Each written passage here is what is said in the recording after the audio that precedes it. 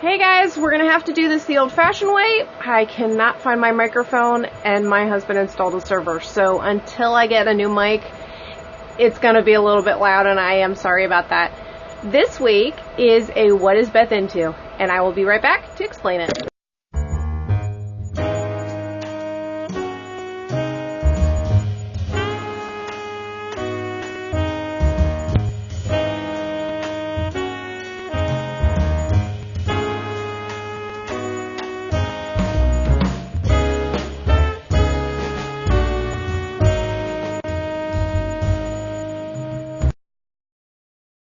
Alrighty guys, so as you guys can probably see behind me, it looks like paintings. This is something my mother-in-law got me for Christmas. It's actually part of my loot that I couldn't show you guys because it was only half done, but she got me this gorgeous owl. Now what I'm talking about is of course diamond painting, which isn't painting and isn't diamonds, but bear with me, it's still kind of awesome. Alright, so it isn't diamonds and it isn't painting, but it is still cool. And I'm basically going to turn the camera around so you guys can actually see it as opposed to just seeing my face and seeing all those wonderful lights in the background. Alright guys, so there is still a little bit of a glare, but you guys can see that owl. And yes, it is blue and it is very, very gorgeous. So you can see it almost looks like pixels. And what you're doing is putting these little drill bits, or drills as they're called.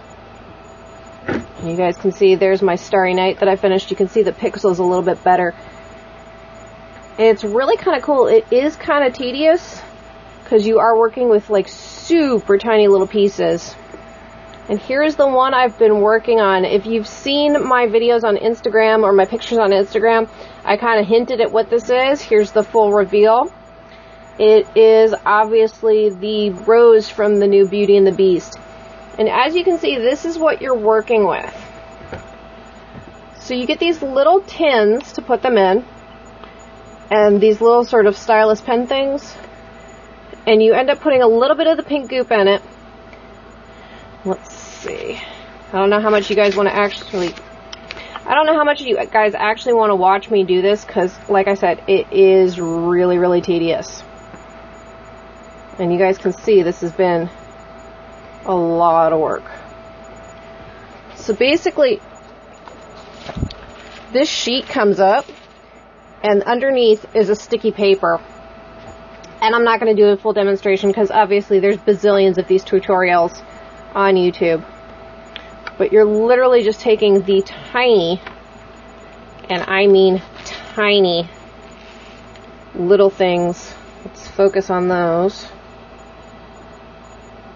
Tiny little gems and sticking them in the correct location. So it's kind of a cross between paint by numbers and almost cross stitch, where you're searching for just the right ones for just the right space. As you guys can imagine, this takes a while. So my owl, which is over here, is in a, I believe it's a 16 by 20 frame or an 18 by 20 frame. That took me a full week. Now this one's definitely smaller. I want to say that one took me a few days. There are definitely a whole lot less colors in that one. I think there was maybe 18. The thing that I'm having with this one is there are a full 35 different colors in it. And as you can see, I have them sorted in baggies. You get this sort of sheet to tell you which number is which shape on the pattern. And it was kind of interesting to me because the numbers and the shapes don't seem to match up at all in like any sort of logical conclusion. So, for example, the owl was, the colors are numbered 1 through so many, but then they were letters on the board. That one was, I think it was a total of 18 colors, but it went through 1 through 8, and then A, and then C through J for some reason. And you kind of have to sort of match them up and sort them and figure out what the best way is to not lose your mind and figure out which colors are which. Because as I zoom in here, you guys can see there's like, I swear, at least 15 different shades of blue. but it is totally gorgeous when you're full done. So you guys can see it's almost sort of a pixeled picture thing. Alrighty guys, so kind of a shorter week this week. I've been having a ball with these. I do have minor fiddly issues, so I love to also knit and crochet and all those things that drive people absolutely batty. So if you are someone who gets really impatient real fast, this is probably not for you. I know I talked to my sister about it, who loves the paint by numbers, and she says this might be too much for her because you don't get a whole lot of it done real fast. However, I talked to my mother-in-law, who does a lot of cross stitch, and she says this actually looks a lot easier and a lot faster.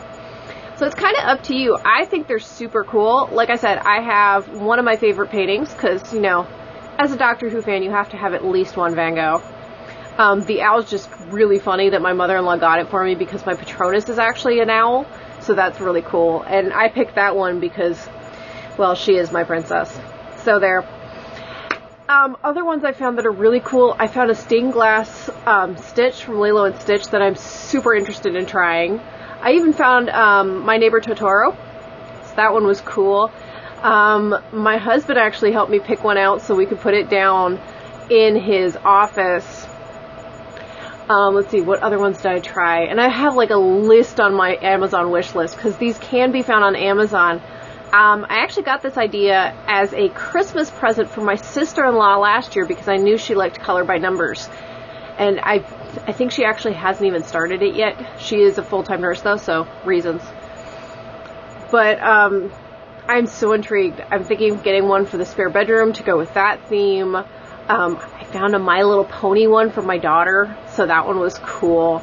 And like I said, there's a whole host of really pretty ones that are totally worth doing if you have the time and the energy and the nitpickiness to do it.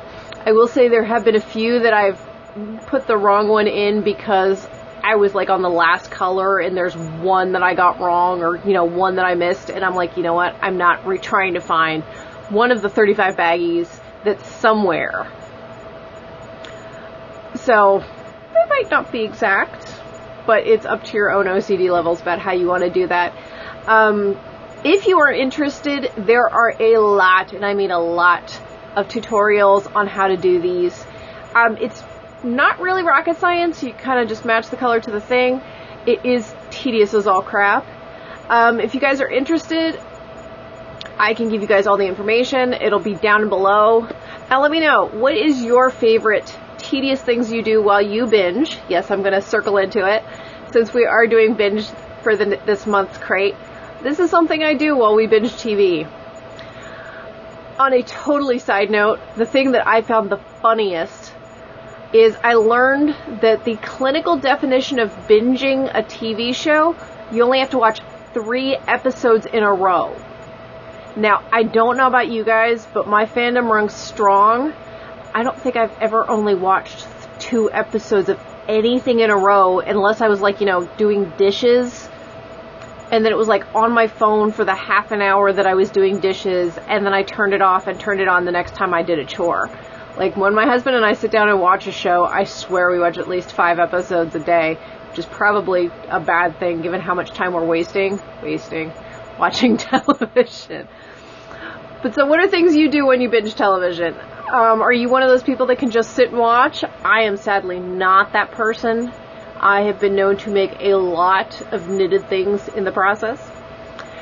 I hope you guys enjoyed this. Please make sure to like, share, subscribe, all the things. And I will see you guys next Fandom Friday. Bye!